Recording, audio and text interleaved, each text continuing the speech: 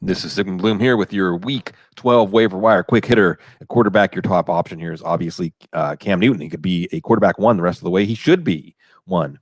If you're looking at a committee approach, Taylor Heinicke's hot right now. Tua Tagovailoa showing he can take advantage of good matchups. Tyrod Taylor, the offense didn't do much. The defense set up Taylor's 2 touchdowns, but he has the Jets this week. Taysom Hill is a riddle. Perhaps with the team signing him to an extension that indicates they see quarterback potentially in his future. It could be in his near future, and that means quarterback one fantasy numbers could be in his future. If you're looking at the bottom of the barrel, Jimmy Garoppolo has been very efficient. Ben Roethlisberger had one of his biggest games of the year on Sunday night, and maybe on Thanksgiving there's Andy Dalton if he starts, Joe Flacco in 2 quarterback superflex leagues. Turning the page to running back, Rhamondre Stevenson somehow still out there. He's the top priority. Devonta Freeman looks like he is the better half of the committee in Baltimore as their running game hopefully will get going down the stretch. It's cold weather football time. Michael Carter is out for 2 to 3 weeks with a high ankle sprain. Now, it's going to be a committee with Tevin Coleman and Ty Johnson, but we all know Ty Johnson's the part of that we want. Jeff Wilson could at least get one more start if Elijah Mitchell's not ready, even if it's a low efficiency start. Remember, he had a touchdown opportunity that Jimmy Garoppolo just missed him when he was wide open.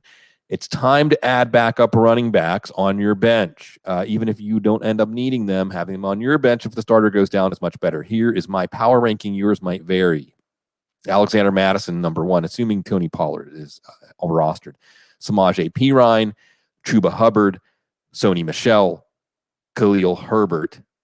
If you go a little bit lower on the list, maybe a Latavius Murray as an injury upside hold, Jamaal Williams, Boston Scott, at least for a week while Jordan Howard's out, and Trey Sermon for at least a week until we see if Elijah Mitchell's back. Other running backs you might look at, not in the backup running back vein, Matt Breida, who continues to get the best part of a 3-headed monster attack in the backfield in Buffalo with his burst. DeeJayy Dallas, who looked fantastic on his one drive, now with the Rashod Penny likely out of the picture again. Dontrell Hilliard, who looked fantastic as a street free agent for Tennessee last week. If they're passing a lot more, he might stick, and they said he earned more opportunities. And then there's Jordan Howard, who's injured, but looked like maybe he was going to take over the starter for Miles Sanders after Sanders fumbled again. We'll see how that turns out. At wide receiver, the top pickup, obviously Elijah Moore, if he's not out there. Rashod Bateman could be the top pickup. Lamar Jackson will be back this week. Michael Gallup could be the number 1 receiver, should be the number 1 receiver on Thanksgiving. Kadarius Toney finally getting a lot of opportunities for the Giants. Tyler Boyd, we're doing the hokey pokey with him. Throw him in, pick him up, throw him in, pick him up. Time to pick him up again as Joe Burrow struggling. Tyler Boyd is getting those key 3rd down targets. Marcus Valdes-Scantling with a 75-yard touchdown. And in any given week, he can hit for you. And remember, he had some hype in the preseason. Maybe it's finally going to come around with Aaron Rodgers if he can stay healthy, throwing the ball downfield. Jamison Crowder getting those short targets from Joe Flacco, including a touchdown. As long as Flacco's in, he has some wide receiver 3 flex value.